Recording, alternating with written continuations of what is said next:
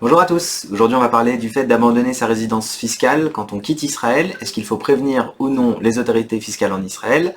Si ça vous intéresse, c'est parti.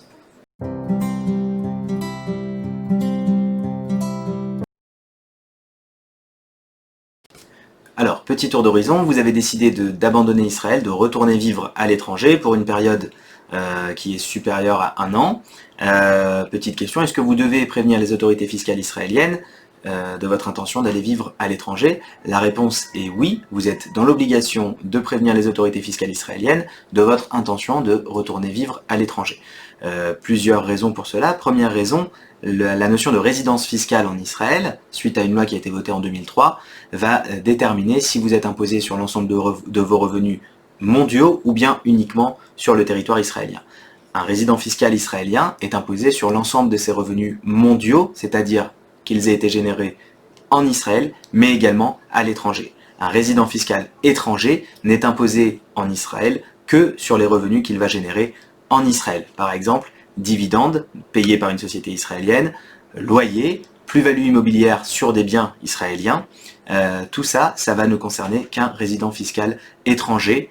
Par conséquent, si vous n'êtes pas concerné par ce type de revenus et que vous retournez vivre à l'étranger, il est primordial pour vous de prévenir le fisc israélien pour ne pas être imposé en Israël des revenus que vous allez pouvoir maintenant produire à l'étranger, par exemple votre salaire ou bien les activités de votre société. Vous avez deux options. Première option, c'est de prévenir le fisc israélien comme quoi vous souhaitez rester fiscalement parlant imposé en Israël. Votre centre de vie et d'intérêt économique n'a pas quitté Israël. Ça, c'est la première option. Par conséquent, même si vous n'êtes plus sur le territoire, vous demandez au fisc israélien de continuer à vous imposer en Israël. Deuxième option, vous souhaitez abandonner votre résidence fiscale en Israël. Pour cela, comme on l'a dit un petit peu plus tôt, plusieurs avantages. Le fait de n'être imposé en Israël à présent que des revenus qui seront produits et générés en Israël et non plus générés depuis l'étranger, notamment vos salaires, les dividendes de revenus à l'étranger, les plus-values que vous allez faire sur vos sociétés détenues à l'étranger, vos revenus de portefeuille financier par exemple. Tout cela, si vous n'êtes plus résident fiscal en Israël, ne sera plus taxé en Israël. Alors, dans la pratique, comment est-ce qu'on fait pour déclarer que vous n'êtes plus résident fiscal en Israël? Eh bien, il y a un formulaire d'abandon de résidence fiscale qui doit être transmis au plus tard le 30 avril de l'année qui suit l'année dans laquelle vous avez quitté Israël. Ce formulaire doit être transmis aux autorités fiscales israéliennes et se décompose en 3 parties. La première partie, c'est une déclaration de revenus à date, c'est-à-dire qu'on va faire un arrêt sur image, mettons que vous ayez quitté en Israël au 31 août 2020, à ce moment-là, vous allez faire une déclaration de revenus en Israël du 1er janvier 2020 au 31 août 2020. Ça, c'est la première étape. La deuxième étape, c'est un questionnaire qui est rempli par les autorités fiscales israéliennes et qui va venir indiquer aux autorités est-ce que vous avez réellement quitté ou non votre centre de résidence fiscale en Israël. Et le troisième élément, c'est une étape, on va dire, un petit peu juridique, qui va consister à envoyer le maximum d'informations aux autorités fiscales israéliennes pour qu'ils puissent statuer si oui ou non vous avez réellement déplacé votre centre de vie et votre centre d'intérêt économique, de ce fait votre résidence fiscale, à l'étranger.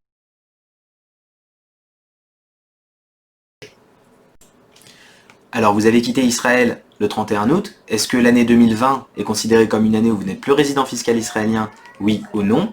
Alors pour répondre à cette question, c'est un petit peu technique, installez-vous. Première chose, on va vérifier si dans l'année en cours vous avez dépassé les 183 jours. À partir du moment où vous avez dépassé 183 jours de résidence, cette année est considérée comme une résidence fiscale en Israël. Par conséquent, dans notre exemple, vous avez quitté Israël au 31 août, vous avez donc passé plus de 6 mois en Israël, 2020 sera une année dans laquelle vous êtes encore considéré comme résident fiscal israélien, même si vous êtes parti techniquement d'Israël, et même si au 31 décembre de cette année, vous résidez à l'étranger. Ça, c'est la première étape. Deuxième possibilité, dans l'année en cours, vous avez fait moins que 183 jours, mais plus de 30 jours. C'est-à-dire que vous êtes parti, par exemple, au 30 avril. 30 avril 2020, vous avez fait moins que 6 mois en Israël, mais vous avez passé plus de 30 jours. Par conséquent, on va vérifier si dans cette année, vous avez fait plus de 30 jours. À ce moment-là, on va calculer combien de jours vous avez fait en Israël sur l'année en cours, dans notre exemple 2020, et également les 2 années précédentes, 2019 et 2018. Si, au cumulé, vous avez fait plus de 425 jours au total sur ces 3 années, à ce moment-là, même cette année sera considérée comme une année où vous êtes résident fiscal en Israël. Et enfin, dernière option, si vous avez passé moins de 30 jours dans cette année, dans l'année de résidence, par conséquent, cette année ne sera plus comptée comme une année de résidence fiscale en Israël. Par exemple, vous êtes parti le 20 janvier 2020 et vous n'êtes jamais revenu dans l'année en Israël. L'année 2020 ne sera pas considérée comme une année dans laquelle vous êtes résident fiscal en Israël. Et enfin, dernière question, est-ce que toute période où vous allez séjourner à l'étranger va être considérée comme un abandon de résidence fiscale en Israël?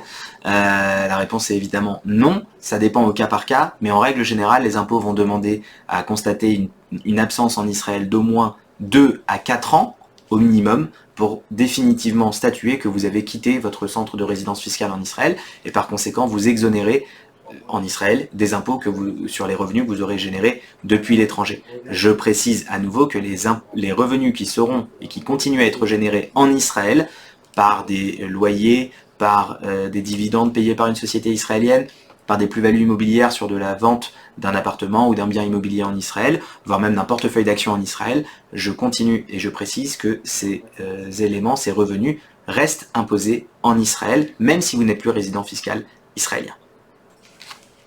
Vous l'avez compris, transmettre un formulaire d'abandon de résidence fiscale en Israël, c'est primordial, c'est très important, ça permet aux impôts de savoir quel est votre statut vis-à-vis d'eux, ça permet d'éviter les mauvaises surprises. Il y a plusieurs personnes qui doivent rendre des comptes aux impôts plusieurs années après qu'ils aient quitté Israël.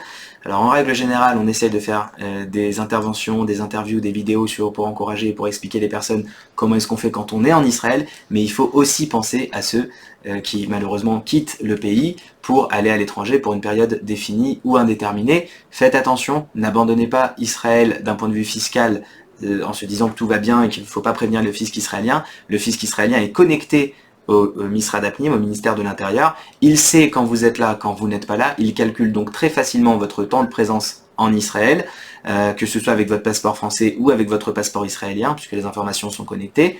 Par conséquent, prévenir les impôts, c'est primordial, et partir d'Israël sans envoyer au préalable un message aux impôts, c'est prendre un risque assez important.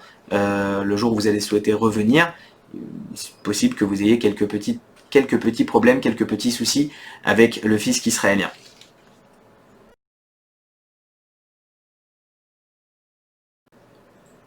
Évidemment, notre cabinet peut vous accompagner dans cette démarche pour prévenir les autorités fiscales israéliennes de votre abandon de résidence fiscale donc en Israël. Même si vous êtes déjà parti, il n'est jamais trop tard, on peut toujours prévenir les autorités fiscales israéliennes. Notre cabinet est à même de vous accompagner, de vous conseiller sur la meilleure manière de le faire, donc n'hésitez pas à prendre contact. Si vous avez aimé, si vous êtes concerné par cette problématique et si vous avez des proches qui sont concernés, n'hésitez pas à commenter et à partager sur les réseaux sociaux. Je vous remercie pour votre écoute, à très bientôt.